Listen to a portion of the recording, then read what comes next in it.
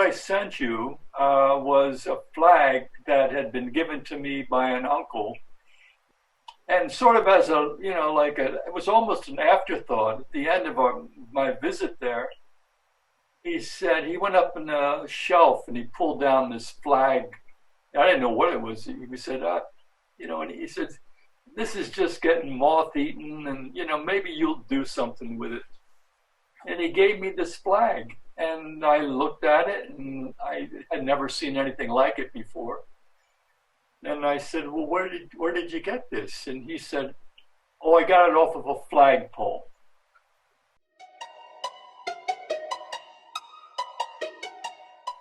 When I went away to art school, I got a scholarship to an art school in York, Pennsylvania, and I went there, and I was away from home for the first time. And one of my classmates was a Japanese woman who had survived the war. And I thought, well, I'll show her the flag. And I thought, she'll be able to tell me something about this. So I did. And I was really stunned by what she said to me. She said, I think I know this person. And I said, wow. And I didn't really believe that either. But I think what I sort of got from that was that she was trying to tell me that this was a person. This was an individual. This was not any kind of generic flag. This belonged to somebody.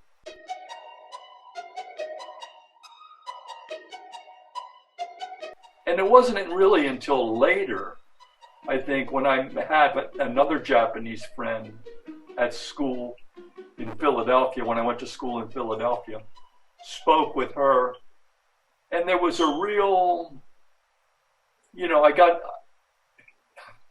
might say I got guilt tripped about it in a sense, because, she was really taken back and did not like the idea that I had the flag.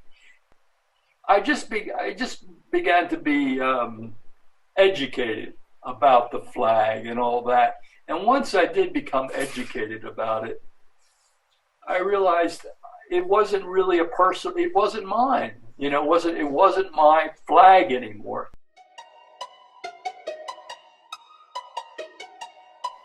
How this happened, I'd been attending a Quaker meeting, and a woman there who was a Japanese American woman, I told her the story of having the flag. I told her about the flag, and that somehow maybe I wanted to get it back to the family.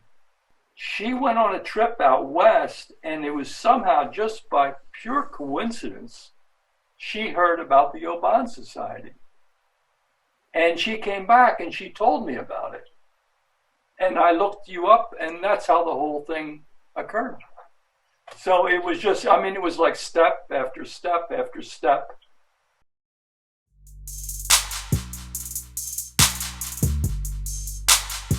The Marines would get these flags off of the bodies of the dead Japanese soldiers, and they would sell them to the Navy guys who came in, on the ships and all that stuff. And they, it was like a market thing. It was a market. So that's really how that whole thing came about right there, probably. And I think he was probably correct. I don't think my uncle really ever had any contact with the person whose flag this was, but probably purchased it somewhere from a Marine. That would be my guess about the whole thing. And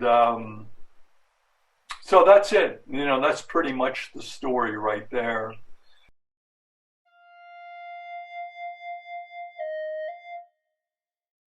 But it did make me feel really good to have this experience of giving this flag and actually getting it back to the family. I think that was very, to me, it was an object, an interesting object, a beautiful thing, really, in a way, even though it was damaged. And it looked like it even had some blood stains on it. So it was like this, it was a very poignant kind of thing to have. And the idea of having this, but having no personal connection to it other than the fact that my uncle probably bought it from a Marine in the Pacific and then gave it to me. There was nothing there, other than that. And I thought, having it go back to the family was, wow. I mean, that must feel quite different on the other end of that whole thing, when the family gets the flag. To see something after 70 some years to come back from the war. I mean, I guess in some respects it's almost like the people they find the bodies of people who have perished 70 years ago and return the bodies. It must feel somewhat like that, just kind of amazing. So I was happy to have that much meaning evolve about this whole thing rather than just some kind of trophy, some kind of supposed trophy, So yeah, so that's the way I felt about it.